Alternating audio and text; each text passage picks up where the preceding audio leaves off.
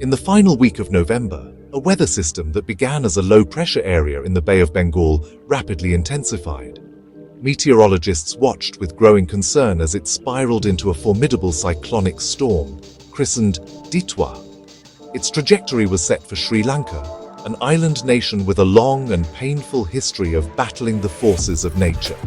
By midweek, Cyclone Ditwa slammed into the island's coast, unleashing a torrent of wind and rain that would leave a deep and lasting scar.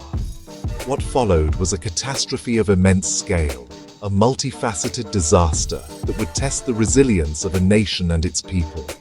This is the facts first timeline of the storm, its devastating impact, and the monumental response that followed. Our detailed timeline begins on Wednesday, November 26th. This was the day the storm made its full, brutal force known.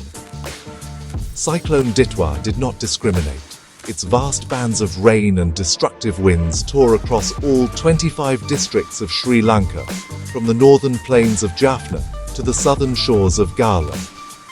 The storm's slow-moving nature was its most punishing characteristic. Instead of passing quickly, it lingered, dumping unprecedented amounts of rainfall and subjecting the entire country to a prolonged period of extreme weather. The National Disaster Management Center issued its highest level of alert, but the storm's intensity surpassed many of the worst-case projections. The rainfall was historic. In several districts, particularly in the western and Sabaragamuwa provinces, weather stations recorded staggering totals. Some areas saw over 500 millimeters, that's nearly 20 inches, of rain in a single 24-hour period. To put that into perspective, that is more than double the average rainfall for the entire month of November in some of these regions. This deluge overwhelmed drainage systems, saturated the soil, and turned vast landscapes into lakes. The sheer volume of water set the stage for the next phase of the disaster, catastrophic flooding. Sri Lanka's major river systems, the arteries of the island, were quickly engorged. The Kalani River, which flows through the capital, Colombo, pushed into dangerous flood stages, threatening densely populated urban and suburban areas. Simultaneously, the nation's longest river, the Mahaweli, which snakes through the central highlands and agricultural heartlands, breached its banks in multiple locations. This widespread riverine flooding turned streets into impassable waterways, isolating communities and forcing thousands to flee their homes with little more than the clothes on their backs. While the lowlands battled floods, the hill country faced a different, equally deadly threat. The relentless, saturating rain destabilized the soil on the steep slopes of the central highlands. Hill regions, already vulnerable to earth slips, gave way to terrifying landslides. The districts of Kandy and Badulla were hit especially hard. Entire hillsides collapsed, burying homes, roads, and tea plantations under tons of mud and rock. These landslides were often sudden and unstoppable, leaving residents with no time to escape and creating immense challenges for first responders trying to reach the affected areas. By Saturday, November 29th, as the storm's core began to move away, the horrifying human cost of the disaster started to become clear. The process of accounting for the dead and missing was slow and painful.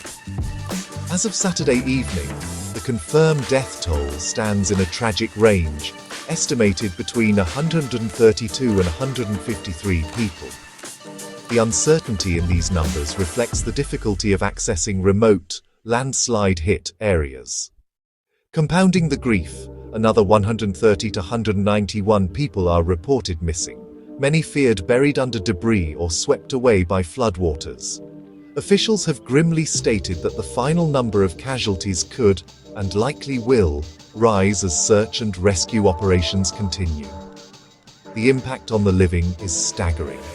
More than 500,000 people have been directly affected by the cyclone. Some official reports from district-level agencies suggest the number could be as high as 774,000 individuals. This includes those who have lost their homes, their livelihoods, or have been forced to evacuate. In response to this mass displacement, temporary shelters have been established in schools, temples, and community centers across the country. Current estimates indicate that at least 78,000 to 100,000 people are now sheltering in these temporary centers, relying entirely on government and community support for their basic needs. The nation's infrastructure, the backbone of its economy and daily life, has been hammered. Communication networks collapsed in pockets across the island, particularly in rural and mountainous regions, cutting off communities and hampering coordination of rescue efforts. The power grid suffered extensive damage. At the peak of the storm, power outages hit up to 35% of all customers nationwide, plunging millions into darkness and disrupting essential services like hospitals and water pumping stations. The damage to property has been catastrophic. More than 15,000 homes are reported to be damaged or completely destroyed, a number that is expected to climb as assessments continue. Transportation has been brought to a standstill in many areas. Key railway lines are suspended due to submerged tracks and landslides covering the rails.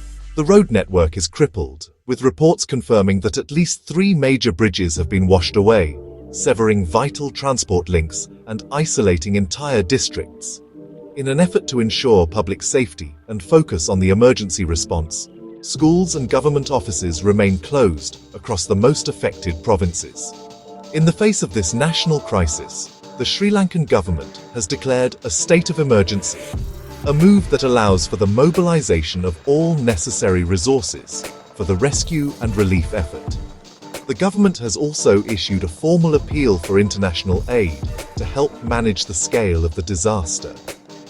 The Sri Lankan armed forces are at the forefront of the domestic response. Troops are flying helicopters on reconnaissance and rescue missions, airlifting stranded families from inaccessible areas. On the ground, soldiers are launching boats into treacherous floodwaters and moving door to door in submerged villages to reach and evacuate stranded families. The international community has begun to respond, led by Sri Lanka's closest neighbor. India has launched Operation Sagar Bandhu, a comprehensive assistance mission. The Indian Navy has deployed its flagship aircraft carrier, the INS Vikrant, to serve as a command and control platform and logistics hub. It is accompanied by the frontline relief ship, INS Udaigiri, which is equipped with medical facilities and heavy-lift helicopters. In the air, the Indian Air Force has dispatched a C-130J Super Hercules transport aircraft, ferrying tons of urgently needed supplies. This initial wave of aid focuses on the most critical needs of the displaced population. This includes ready-to-eat food and potable water to prevent hunger and disease. It includes thousands of tents and tarpaulins to provide emergency shelter, and blankets to offer warmth and comfort in the damp, difficult conditions. Essential hygiene kits are being distributed to help maintain sanitation in crowded shelters and prevent the outbreak of waterborne illnesses.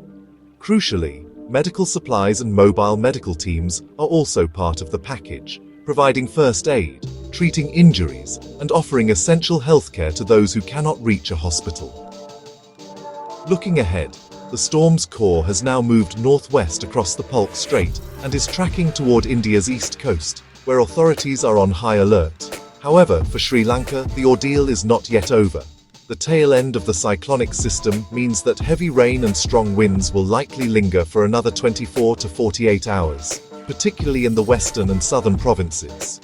This continued rainfall poses an ongoing risk of further flooding and could trigger new landslides in already saturated areas, complicating the massive recovery effort that lies ahead. This event now stands as the country's deadliest natural disaster since the devastating floods and landslides of 2017, a grim milestone for a nation that has endured so much. For those in Sri Lanka, it is critical to follow safety directives. Stay off flooded roads. Driving or walking through floodwaters is extremely dangerous due to hidden debris and strong currents. Avoid all downed power lines. Assume every wire is live and potentially lethal. With power outages widespread, keep your mobile phones charged whenever possible using power banks or community charging stations.